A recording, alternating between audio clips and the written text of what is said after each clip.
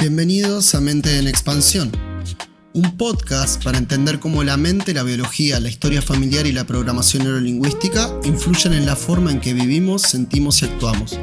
Acá vas a encontrar una mirada clara y práctica para comprender tus procesos, ordenar lo que te pasa y avanzar con más liviandad. Vamos a hablar de patrones, emociones, síntomas, vínculos y decisiones, siempre desde un enfoque simple, aplicable y cercano. Soy Emiliano Barrenuevo Mónaco y te invito a abrir juntos un poco más la percepción para descubrir nuevas formas de vivir y de estar bien. Comenzamos. Bienvenidos a un nuevo capítulo de Mente en Expansión. Hace unos días estaba conversando con alguien sobre una situación que había ocurrido en su vida, en una consulta. No voy a entrar en detalles porque en realidad los detalles no son lo relevante acá. Lo que me llamó la atención fue otra cosa. Mientras hablábamos, apareció una frase que quedó resonando bastante tiempo después de terminada la conversación. No estaba intentando justificar lo que había hecho, no estaba evitando hacerse cargo. Lo que decía era algo mucho más simple. Decía que no lograba perdonarse y mientras lo escuchaba me encontré pensando en algo, ¿no? Porque a veces pareciera que el problema está en lo que ocurrió, pero no siempre estoy tan seguro de que sea así. Hay errores que tienen consecuencias, hay decisiones que generan daño, sí. Hay situaciones que una vez que ocurrieron ya no pueden ir para atrás, no pueden modificarse. Y hacerse cargo de eso forma parte de la vida.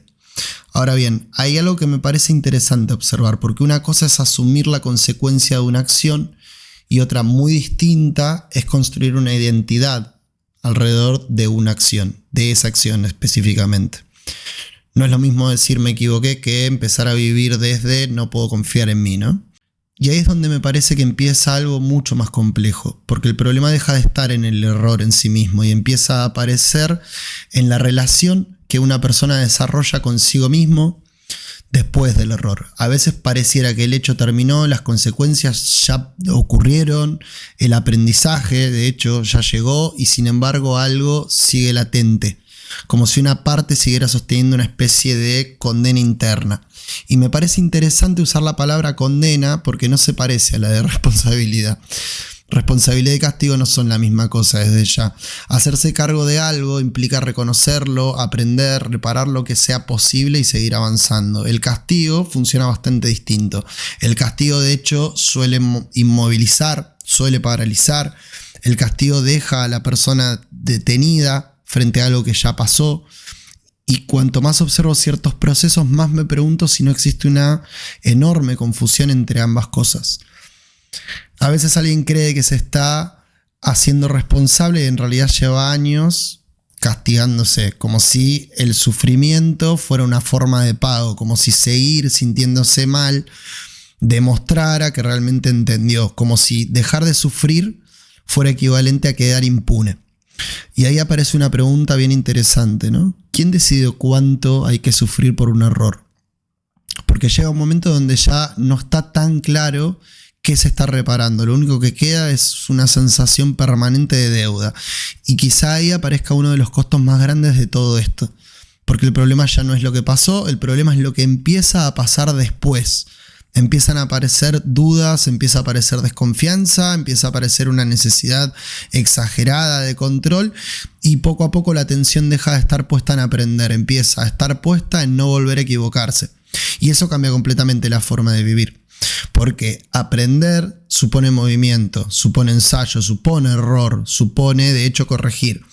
Pero intentar no equivocarse lleva a otro lugar, lleva a revisar todo demasiadas veces, a postergar decisiones, a frenar iniciativas, a quedarse quieto, como si cualquier paso pudiera volver a abrir una herida anterior.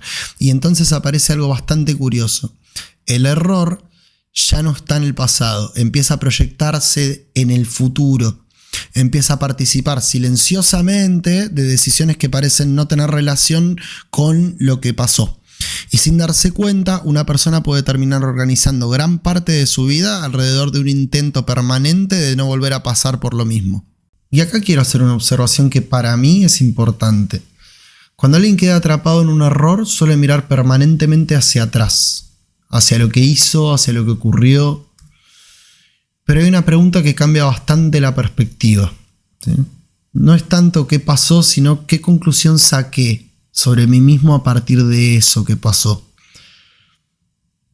El problema claramente nunca está en el hecho. El problema es la identidad que construimos alrededor del hecho. ¿Qué decidimos a partir de ese momento? ¿Qué nos dijimos? ¿Cuál fue el diálogo interno? ¿Qué decisión tomamos? Cuando estas conclusiones empiezan a operar silenciosamente, terminan organizando el futuro.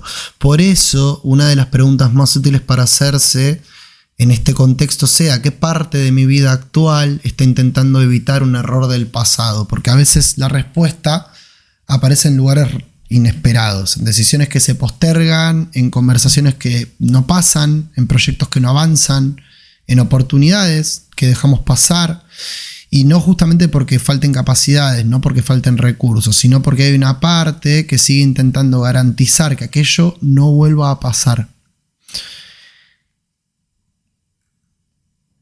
Y acá aparece otra cosa bien importante, ¿sí? Y algo que es muy real. Aprender de una experiencia no es lo mismo que vivir condicionada por ella. Aprender genera criterio, condicionarse genera miedo. Probablemente nadie puede cambiar lo que ya pasó, pero sí podemos revisar la relación que mantenemos con eso que pasó, porque una experiencia puede realmente transformarse en aprendizaje o puede transformarse en una condena. Y la diferencia no está en el hecho, muchas veces está exactamente ahí, en la interpretación que seguimos sosteniendo años después.